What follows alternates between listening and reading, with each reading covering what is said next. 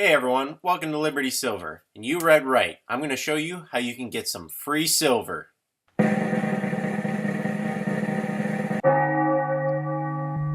So you might be asking yourself, how do I get this free silver? Well, let me show you with a little thing called the gold to silver ratio.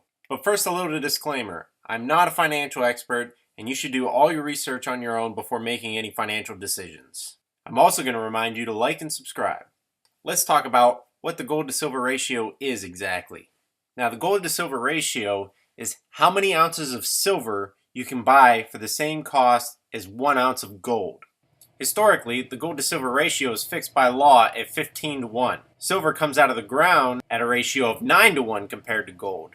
Now, these numbers haven't been seen for a long time, and some argue we'll never see them again, but that's a discussion for another day. For this video, we'll just be looking at the last 30 years. So today, as I make this video, the gold to silver ratio sits at 83 to 1. As you can see on this chart, we have support and resistance lines that basically give support at a ratio of 45 to 1 and resistance at the top at 80 to 1. This basically means that when the ratio is high, you get more silver for your dollar, and when the ratio is low, you get more gold for your dollar. Now let's take a look at time span. As you can see on this chart, there's about a 5-year space between low in the late 90s to the high in the early 2000s. Shifting right another 5 years shows the next cycle, and again 5 years to the final cycle, which leads us up to today. So this means this is a long-term plan that will require some patience. To simplify this video, we'll shift the support line to 50. For this example, we'll be making a one-time purchase of silver in the mid-90s. We'll also leave out any price of gold and silver to make it as simple as possible. So we'll start off by buying 80 ounces of silver in the mid-90s, and just before the year 2000, when the ratio dips down to 50 to 1, we'll trade 50 ounces of our silver for 1 ounce of gold.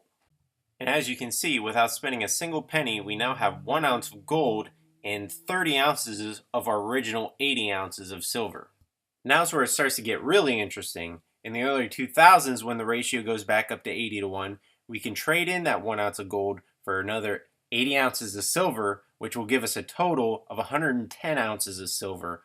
And still without spending a single penny, we now have 110 ounces of silver, which is 30 ounces more than our initial purchase in the mid-90s.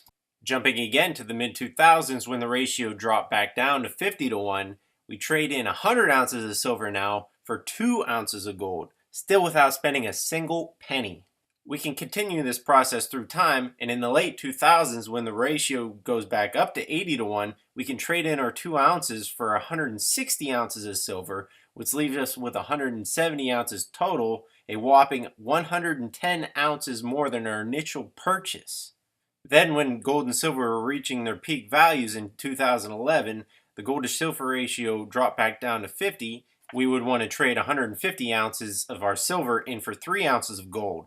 That brings us back to today, where the gold to silver ratio sits at 80 to 1. We would trade in our 3 ounces of gold for 240 ounces of silver, which would leave us with 260 ounces total and an amazing 180 ounces more than our initial purchase in the mid-90s. That's over 3 times as much silver without spending a single penny. Now, everything I just went over takes place over 20 years, and as I said in the beginning, this will take patience. Now, I've only been stacking for the last 2 years, but this is my strategy, and when the ratio drops down to 50 to 1, I intend on trading my silver in for as much gold as I can, and then back into silver when the ratio comes back up to 80. So tell me what you guys think. Do you like the gold to silver ratio? Do you not use the gold to silver ratio? Do you only like buying silver? Do you like to mix in gold every now and then? Do you have a different strategy when it comes to the gold to silver ratio? Leave a comment below and don't forget to like and subscribe, and I'll see you in the next video.